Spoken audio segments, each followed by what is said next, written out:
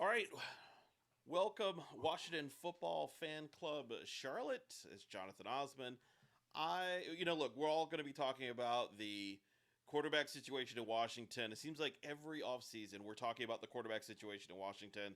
And so I wanted to get the perspective of somebody who has not only covered another really bad team with quarterback issues in the Jets, but he also spent the last few years covering Ron Rivera and Marty Hurney here in Charlotte when he was with the Panthers, and that's Jim Mojo Morrison, who has also been with me as we've done our formerly named Redskins game day on WGNC, and so I wanted to let's just start by talking about where we are right now as far as the quarterback, like who is on the roster and where we're at. And there's really, as far as I read, there's one name on the roster right now, and that's Alex Smith.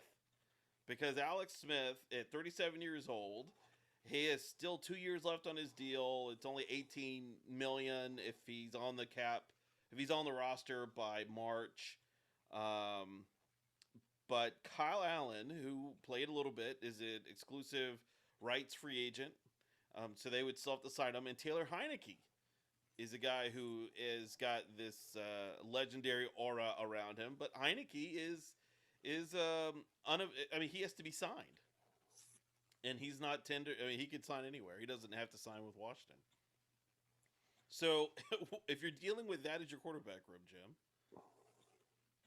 what do you think? If you are Marty Hurney, what are you doing with Or Alex Martin Smith? Mayhew. Or Martin Mayhew. If you're a guy named Martin and you're a GM in Washington, that's your quarterback room. You really have one quarterback and two guys you may have to sign. What are you doing? Well, I think they got to just take it a day at a time and a piece at a time. And first of all, Happy New Year. I'll tell you, so much has changed since we were last together at Whiskey River back in December of 2019. You realize it's been a whole year since we did a Redskins show together. We obviously did not get a chance to reconvene at Whiskey River due to the pandemic. The team name got changed, so we would have to reconvene with a new name. And it's just crazy. This whole scenario, it was a miracle that the NFL got through a complete season the way they did. This weekend, fingers crossed. Yeah.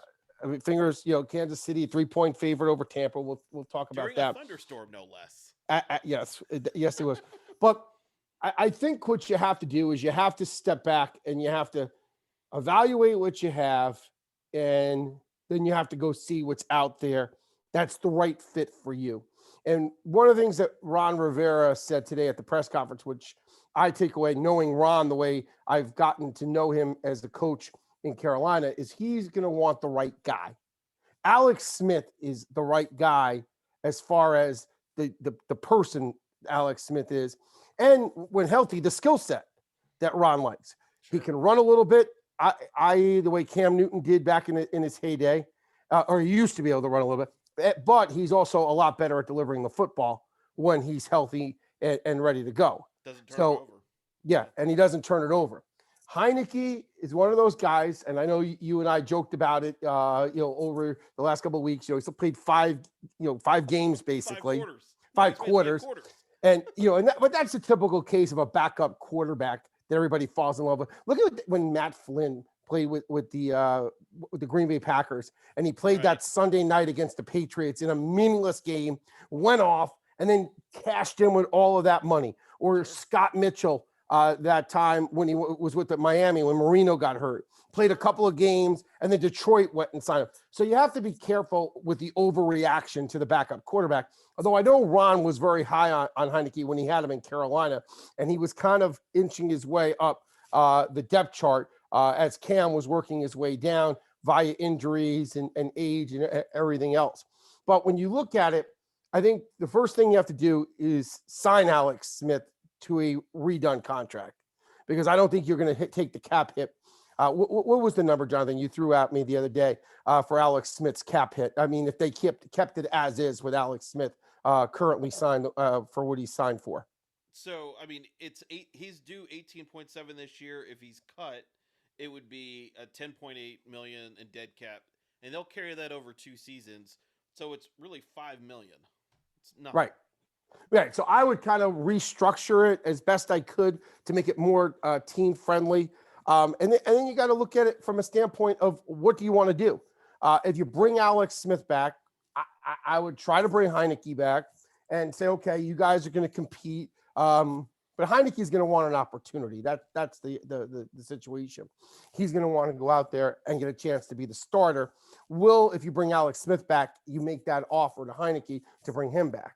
That's a tough sell because if you bring Alex Smith back, he's your number one starter. Although you can tell, Heinicke, well, listen, look what happened last year. Alex has got the issue with the leg. Anything can happen at any given moment. You could be ready to go. You could be QB 1A, and maybe he would buy that opportunity. Who knows? But, that's part of Ron selling to both of those men. Martin Mayhew, the new GM, Marty Herney, the new director of player development and scouting, which is Marty's forte. Marty's not a GM per se with contracts and capology. Marty's forte is going out scouting college players and drafting them. And I think that's a good hire and a good personnel fit for them by making Marty the director of player personnel as far as scouting is concerned. And then let Mayhew deal with the capology part of the team. So they said in the press conference today that they were not going to mortgage the entire future on one player. Which is what I've told you all along. You don't do that. History has told us in the NFL over and over again, teams that do that wind up getting bitten in the rear end.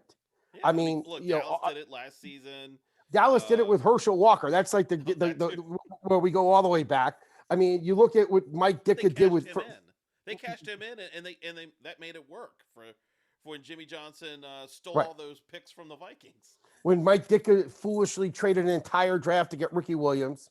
I mean, look at the former Redskins, now Washington football team, when they went and got RG3. And I know you mentioned to me before, well, they got a playoff spot out of it. But do you look at that as your bar that you want to set a playoff spot, or is the Super Bowl your ultimate? To me, Washington's bar is Super Bowls based on the fact that they have 3 of them, making, as Michael Jordan did when he blew up the Bobcats once upon a time before they became the Hornets again, when Larry Brown was in town, saying, the 8th seed in a first round loss is not my bar. Well, and that's what you have to look at. And no quarterback in the league will make Washington a Super Bowl, winning team. I don't know. I'm not going to mortgage the future. I'm not saying that they're going. Come on. What? If Pat Mahomes was in Washington, we're winning Super Bowls right now. True, but I don't know about that, but I mean, it did be competitive for Super Bowls, yes.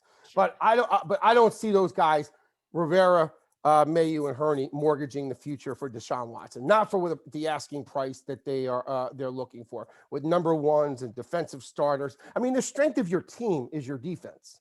That's what you hang your hat on. When you show up in the arena every Sunday to play a National Football League game, your defense is your calling card. To give 2 starters away, it's foolish at this point. So you'd mentioned that, and I'll get to that. The Stafford deal, where Stafford went to the Rams last weekend, was for a 2021 third-round pick. So this season, this draft, third-round pick, a first-round next season, and then following the 2023, a first-rounder, and they gave Jared Goff to the Lions, and in return, and that horrible contract. And Jared Goff has this insane 4-year, $134 million deal with a $43 million dead cap money. So he's basically dead man walking. They have to keep him on the roster, which is why they got all these draft picks from the Rams. But did the Rams have a number 1 pick this year? Because I know they traded. They haven't had a number 1 pick since they got Goff in 2016. No, they hate first-round draft picks. They will go trade first-round draft picks. They remind me of George Allen and the old Over the Hill gang way of doing business, where they never had. For years. Yeah, I'm saying they never had a draft pick. Period. Let alone a number 1 pick. I mean, look, if you're going to go for a guy that is guaranteed, I think as a quarterback, I would trade it. Yeah, I don't have a problem trading number 1s because you're either going to go for a guy that you don't know what the quantity is, like a Dwayne Haskins, or you're going to go and get a guy who you at least know, you know what your ceiling could be, and you know what you're working with. So Deshaun Watson, I think, is a perfect example of this. What's been floated out and is ludicrous is 2 first rounders, 2 second rounders, and 2 quote young defensive starters, guys on rookie deals. And Watson just signed a 4-year, $156 million deal, and which this season isn't terrible, but next season and in the following, I mean, he's owed $40 million and $42 million. I mean, a franchise crippling amount. If I think everybody assumes that the cap's going to go up monstrously with this new TV deal. So I mean, he's not the only player making $40 million and or close to it. But I mean, would you do that deal? I would not do that. I would not give up 2 number ones, 2 defensive stars, and 2 number twos. You said, right? Yeah, 2 ones, 2 twos. Yeah, I would not do that, because I'm looking at this team. They have other avenues. John Allen and Daron Payne. No, I wouldn't. I would because to me, I want to get a couple more guys on the back end for the defense. You need to address the offensive line again, and you need to get another guy that can catch the ball. So those are the things that you need to address. Those draft picks come in handy at that point. Deshaun Watson is not going to be the end all to completing this team and making it a legit title contender. It could get you in the playoffs, and then you never know if you take off, you get hot, you win a couple of games, and you go where you have to go. But I don't think that Deshaun Watson, he's a very good player. I'm not knocking Deshaun Watson as a quarterback, and I'm not saying he's not a legitimate top 5 quarterback in the National Football League. My thing is, I'm not paying that kind of money and then paying him that king's ransom on my salary cap to have him on the team. It just doesn't make sense from a football standpoint or a business standpoint for Washington to do that when there are other ways that they could go this year and in the future. So I'll give you another name related to the Deshaun Watson trade, and this has kind of started to pick up a little bit of steam, and that is Watson getting traded to the Raiders, and then the Raiders trading Carr to Washington. See, no, that wouldn't be a bad deal for Washington. Carr is a guy with a little bit of mobility. He can throw the ball. I thought Carr had a pretty good year last year. 4,000 yards, 20. Right. 20 I mean, he got banged around a little bit. And I'm not a big John Gruden guy. I think John Gruden, I have like my top 5 of overrated Super Bowl winning coaches, and John Gruden's in that group. I mean, if you follow what I'm saying, he made a name for himself on TV, so everybody thinks he's this genius. But you look at John Gruden's overall body of work, other than, he caught lightning in a bottle with those Tony Dungy players that 1 year in Tampa. Other than that, mediocrity is the best way to describe John Gruden's overall record as a National Football League head coach. Sure. And that's how I look at it. I think Carr would make sense because he's more affordable and you don't have to give up as much to get him. All right. So, of course, the Rams apparently talked to Green Bay. Green Bay said absolutely not on Aaron Rodgers, but who knows? Maybe would Aaron Rodgers. Why would you trade? I mean, unless you're really set to was it Jordan Love was the guy that Jordan Love is your backup. Yeah, is that the guy you're going to pull the trigger on next year? Yeah. I mean, when they pulled the trigger on Aaron Rodgers and got rid of Brett Favre, it was after 4 years. Right. Yeah. This has only been year 1. Aaron Rodgers is going to be the MVP of the NFL. Of course. Do you make the move? I don't know if you make that move at this point this year. I mean, when I look at that game that Tampa Bay won, I think that Green Bay did everything in its power to lose that game. The refs helped. No, that was part of it, but there's some of the decision making, and then the defensive calls, giving up that touchdown right before the half. It was just horrible. I thought Tampa won. I mean, I'm not taking anything away from Brady and Tampa, but right. Green Bay, to me, when certain times when you look at games, did a team win it or a team lose it? I thought Green Bay did more to lose that game than Tampa did to win it. Agreed. They definitely played. They played to lose. Right. And that's to take nothing away from Tampa. They deserve to be there. But I thought Green Bay just at home in an NFC title game. I mean, it reminded me of the game when they played against the Giants with Favre. They got the Giants into the Super Bowl when they beat the Patriots. I remember. All right. Well, so Dallas has got to figure out what they want to do with Dak Prescott. It's coming off of being a franchise tagged year. Is Dak Prescott a franchise quarterback? That's a good question. I think Dak Prescott is a good. I mean, that to me is like, I think, like we were talking about this a number of times over the course of the season, you and I. Like, somebody asked me this the other day, rank the top 10 quarterbacks in the National Football League. After 5, you have a hard time kind of making a list of 6 through 10. You kind of have to kind of go through, write names down, and figure it out. Like, no, in the past, you would just jump off the tip of your tongue. Sure. Peyton Manning, Tom Brady, blah, blah, blah. And you go through all these different guys, Ben Roethlisberger. Now you go through these guys, and it's like, okay, you go Pat Mahomes, Aaron Rodgers, Russell Wilson, Deshaun Watson, and now where do we go for number 5? Yeah, Aaron Rodgers, and I would go Watson, Rodgers, Mahomes, and what was the other one I just said to you? Mahomes, Rodgers, Russell Wilson. And then I mean, you count Brady as a top 5 quarterback at 43, probably. Sure. Yeah, absolutely. Look at his stats this year. So what does that say for the state, the status of the quarterback position when a 43-year-old guy is still in the top 5? Well, why do you think that the Colts are supposedly, like, there's all these rumors about them trying to lure back Andrew Luck? I mean, the quarterbacks that are available are slim and expensive. Right. And if you have a guy that at least in some capacity wants it, now I doubt Andrew Luck wants it, and the Colts are one. No, Andrew Luck walked away because he didn't want to, and the injuries. Right, that's what I'm saying. He didn't want to. He didn't want to 10 years down the road be facing all these different concussed issues that a lot of these guys have. He's got his money. He's a Stanford grad. He's educated. He didn't need it anymore. Sure. He got what he got. I mean, he didn't get a Super Bowl, but he had a career. He made his money, and he got his fill, and then he wanted to move on to something else in his life. And more power to him. I guys that killed Andrew Luck for that, to me, make no sense at all. But to me, Dak Prescott, the whole key with them is, does Jerry pay him and go into salary cap hell for him? That's the thing. Yeah. Was there that much of a difference between Dak Prescott and Andy Dalton? No. But Dalton's going to want money. He's going to want more than what he's getting paid this year. But Andy Dalton's been in the playoffs more than Dak Prescott in his career. Well, I mean, he was in a division that allowed for it. That's the thing, is you're in an NFC East where, and I get where everybody the side. No, I'm talking about when Andy Dalton was in Cincinnati. He was constantly winning, but that was with Pittsburgh and the Ravens, and he was constantly winning that division and getting to the playoffs.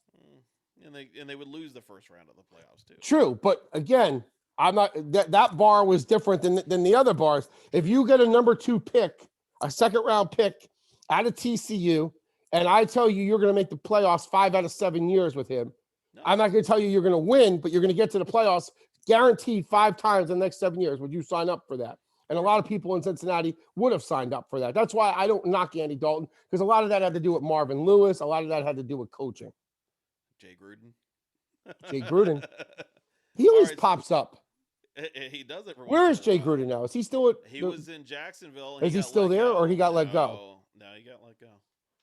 So, because I know they're trying to get Doug Marrone down in Alabama. Nick Saban's trying to make him the offensive line coach. Yeah, I don't know what's going to happen with him. I mean, I think his time here in Washington has not helped his situation.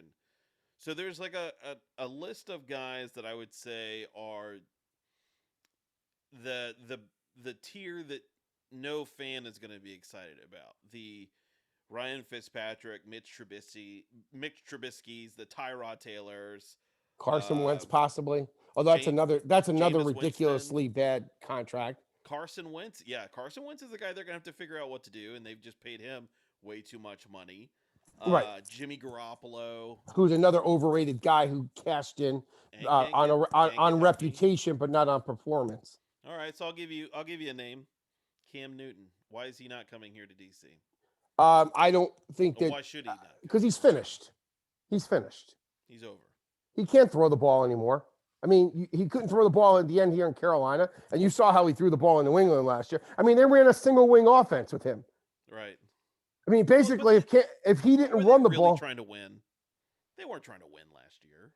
I mean, I think in the Bill beginning they Belichick had his were. dog drafting players during. Well, I mean, I don't think that they were. I don't think they were deliberately tanking games. I mean, what? I mean, if they weren't trying to win, they didn't do a very good job of not trying to win because they're still in the middle of the pack as far as the draft is concerned. I think they. I mean, I think they tried. They tried to reinvent the team around Cam Newton's strengths, which is running the ball. But how many times you see on the goal line where they gave him the ball, but he knew he was getting it, and they stopped him? So once you take away Cam Newton's legs and that invincibility of the running game with him, I mean, he had his moments running the ball and he had a couple of good games here and there. But for the most part, Cam Newton's done. And I honestly don't think that Marty and Ron want to go down the rabbit hole again. They got rid of out from underneath Cam. See, when they brought Cam here after the Heisman Trophy winning year, what was it, 2011? I think they drafted Cam. Okay, that was their franchise quarterback. And as you very well know, you saw it happen in Washington with Haskins for that short period. They tried to legitimize and make the square peg in the round hole fit because they made him the number one pick. When you're the number one overall pick, they go a lot further with it. And they gave when I got to Carolina and I started covering, I came up with the phrase that I joke with a lot of the other colleagues and the thing. Repeat after me. It's never Cam's fault because they always made an excuse for Cam. The media, the coaches, it was Mike Shula's fault because he didn't make good calls. It was so and so's fault because he dropped balls. Or it was Marty's fault or Gettleman's fault because they didn't get him weapons. I mean, it was never Cam's fault. Cam was never held accountable for anything he did. And then he was great. Cam was a pain in the rear end to a lot of the media guys, which they enabled here. He had the 1 year on the perfect storm where they got to the Super Bowl and he won the MVP. But I can go to Rich Gannon and Earl Morrall and a couple other guys that got to a Super Bowl and lost and won an MVP. 1 year wonders happen in the National Football League. Sure. I think Cam is not the answer at all. He's 30-something years old. His better days are behind him. If you're Washington, you move forward. If you're going to bring back a 30-something-year-old quarterback, you bring back Alex Smith. All right, so the Jets obviously picked second in the draft, and they have got just a mess up there. So if they go and they take their second overall and they go and get a new quarterback because new coach. Which I don't understand why they would do that, and I'll tell you why. Yeah. Back when Sam Darnold came out 3 years ago, I had the opportunity to spend time in a car with Clay Helton on the way to the airport, the USC coach. Also had him on my radio show when I was doing afternoon drive on GNC. And Helton told me this kid's got a specialness about him. If the team that drafts him coaches him up and brings in players around him. Do that. But they didn't. So my point is, you had Todd Bowles and you had Gaze, who was absolutely the only. I think actually he surpassed Rich Kotite as the worst coach in New York Jets history. And I've been following the Jets since the 70s when I was 6 years old. And they've had some bad coaches over the years. Charlie Winter, Lou Holtz, and so on and so forth. Bruce Coslett. And Rich Kotite had back-to-back number one draft pick seasons, and then he got fired and Parcells came in. Gaze was just as bad. He was, if not worse. I think that Darnold never had a line. He never had, other than Jamison Crowder, who came from Washington. He never had any receivers. He never had a running game. He never had a coach. I think he has 3 years. This would have been his rookie year coming out of in this draft. This would have been his senior year at USC. I would bring him back this year. I would invest in a tackle. I would get him they have all these surplus draft picks.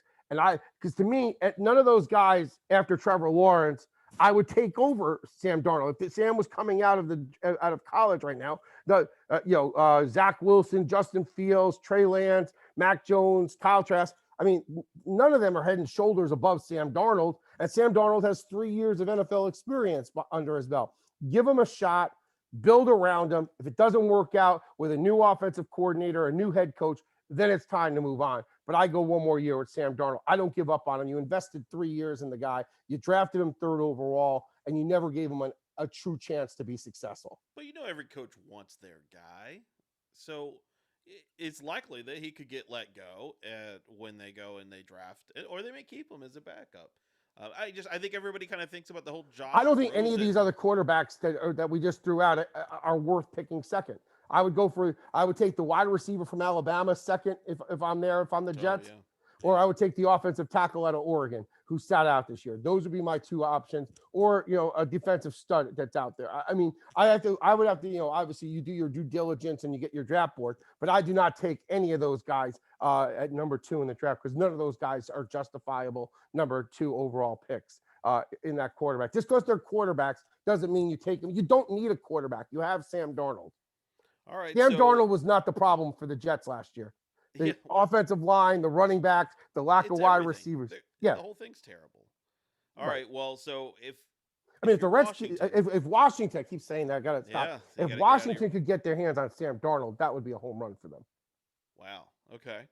So He's your 23 years old. your first round draft picks at quarterback, you're looking at Trevor Lawrence, Justin Fields, Zach Wilson, Trey Lance, Mac Jones, and Kyle Trask. And I think probably your ones that you may go up and get are Justin Fields, Trey Lance, and Kyle Trask. Any of them worth it? Would you No, mortgage no. I mean, draft Justin Fields to RG3 me style? it's let's go revisit Dwayne Haskins. Really? I mean, video game numbers. I mean, give me all of Justin Fields' big games that he played in college this year. Oh, you lost the national championship. Yeah. So Dwayne, to me, he was a very similar type of player. Big spots, Big Ten championship game. I mean, did he play good in the national championship game?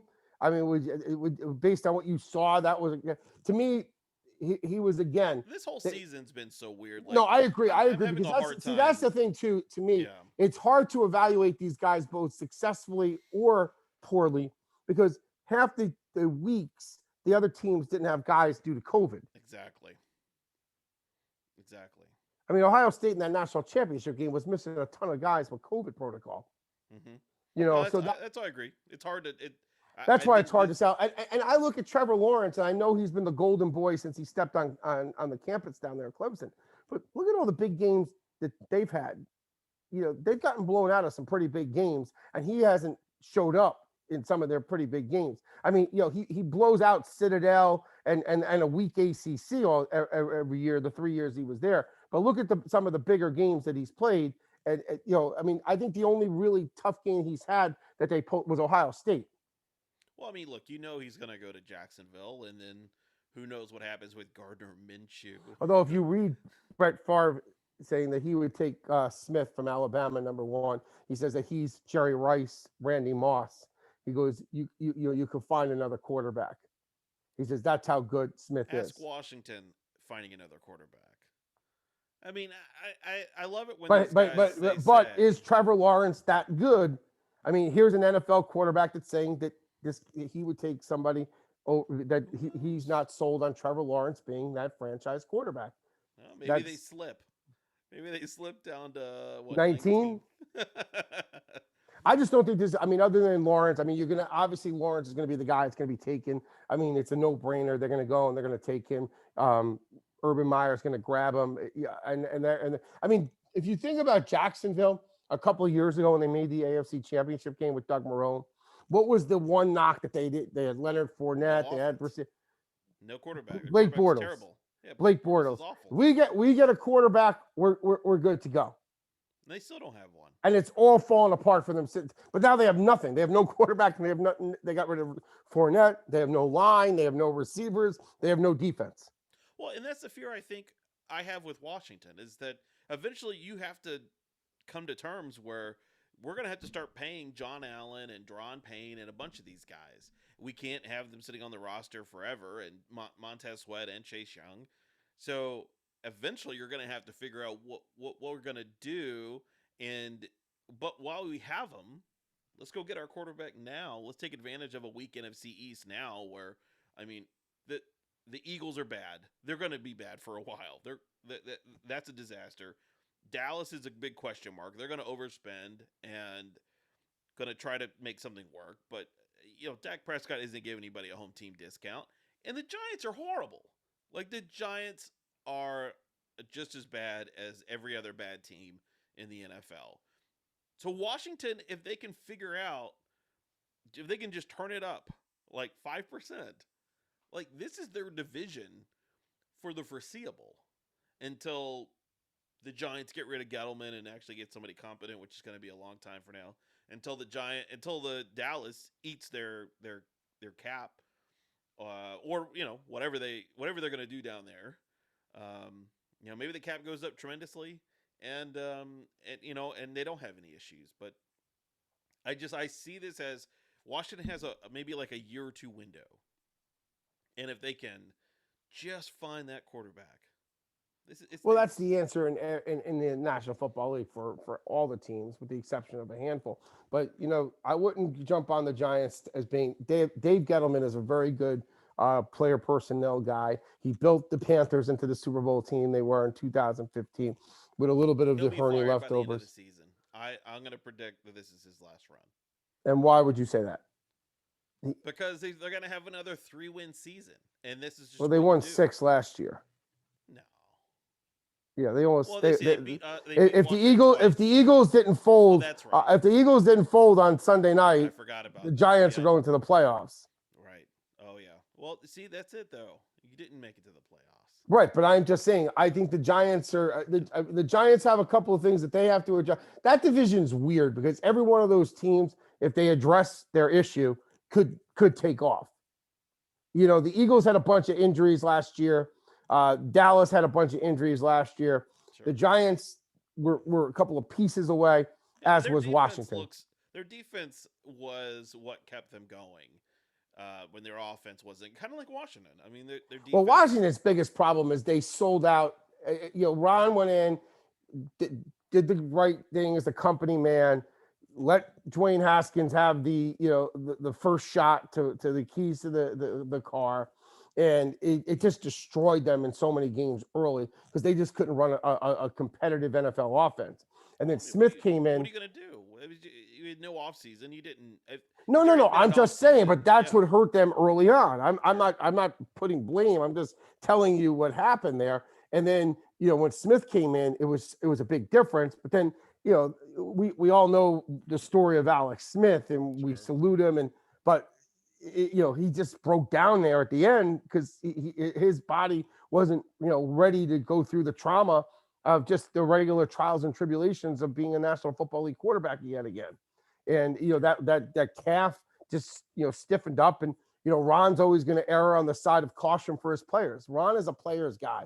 That's what people have to understand. Ron is he will never throw a guy under, even Haskins never threw Haskins under the bus. No, Jay Gruden would have. Yes, no, but I've told you that from the beginning. Ron sometimes is loyal to a fault, and he will never throw a guy under a bus. Even when Haskins screwed him over and went to the strip club for the second time, et cetera, Ron just, they made the decision. At-home strip club. It was an Uber strip club. It comes to you, But a strip club is a strip club. Yeah. He should have been He should have been studying his plays. You think Tom Brady was bringing an Uber strip club? No. As he was getting ready to the playoffs. I think anytime I saw Dwayne Haskins turn his back to the offensive line when he was trying to spin out of it, my heart sunk. Me too. I played soccer and I know that's not what you do. All right, so your GM, these are your options. What are you doing this season? I mean, I'm gonna, like I said from the get-go, you got to just play it a day at a time. You've got to interview all your options and explore them. Like I think Ron said it, we're going to get a quarterback, but it's going to be the right quarterback. We're not going just to go get a quarterback just bring anybody in here just because the pressure or the PR move to make. We're going to go out there and we're going to get the right guy that's going to fit what we want to do. What Scott Turner is going to do. And it's going to be a guy that Washington wants to be the face of their franchise. And that's going to be a process. You have the Super Bowl on Sunday, and then, you start the process after that, evaluate, what your deal options are, what you can acquire without giving up a lot, what's going to, be financially makes sense for you as far as cap space is concerned, and then go from there and evaluate what your options are. I think at the end of the day, the move that makes the most sense, if healthy, is bringing Alex Smith back on a restructured deal and getting a quality guy like Heinicke or somebody else as a backup. I think Derek Carr, which you threw out there early, makes a lot of sense if that deal could come to fruition. Carr would be a great guy for them to get if Smith's not the guy that they're going to go for. Carr's a classy guy. He's had success. He's got mobility, and I think that he would be a guy that they can work around in that offense. But you still got to get him some guys to work with. You got to get him another wide receiver beside McLaurin. The tight end position was good. You need to get the offensive line shored up still. Another guy on the back end. Yeah. So there's a lot of work to do to be giving up 5-6 draft picks for a quarterback. That's the thing that you have to look at it. It's to me, I just don't think any team in the National Football League that's ever mortgaged that much has ever benefited from it. Yeah. At the end, we always talk about the team that made the deal and got all those picks that winds up doing better. Yeah, that's true. Well, who did they trade for the Rams? Well, you think about it though. When they traded for RG3, wasn't that trade with the Rams? Yeah. The Rams benefited from all those picks. Well, but they had Jeff Fisher who squandered it like the meme of the girl falling with the popcorn. Right. Who knows? I forgot about Jeff Fisher. Mr. 79, 8 and 8. Yeah. Oh well. So look, league year starts in a month. So let's revisit. It's funny because they made this the Stafford trade, but it doesn't take effect till March 15th. That's right. So we have till March. So you might see a lot of that stuff happening starting Monday, where they're going to have deals in place in principle, but nothing can happen until the 15th. They got to get stuff in place. It was kind of like the Alex Smith deal was that way. Yeah. Yeah. I mean, they traded him technically in the current season, then they re-signed him after the new league year, which was, he had never played it down, and he got a extension. So we'll see what happens. Let's revisit this as we get closer to the league year. We definitely will. So Kansas City on Sunday or Tampa? Which way are you leaning? Or do you care? Of course. Look, I'm rooting for the commercials. But well, people always ask me that. I always tell them I get a couple of those squares, and I just root for my numbers, so I can root for both sides. When I don't have a dog in the fight, I don't care. I think for Tampa, look, they went all in. They pushed all the cards in on you're going to get Brady, you're going to go get Gronk, you're going to, you already had some key pieces in place. Honestly, I want them to win more for Gronk. Because I actually had a chance a couple of years ago. I went up to Greenbrier in West Virginia with Randy Moss. Got the chance to have breakfast with Gronk. Great guy. Well, for one, Gronk is like a big kid. I want for my sensibilities, I want the Kansas City Chiefs to win, only because I'm still shocked that Eric Bieniemy does not have an interview, does not have a position as a head coach somewhere. So for him to now go get a second Super Bowl in a row will just show the fallacy of a lot of these coaching hires. The fact but a lot of that has to do, I think, with Andy Reid.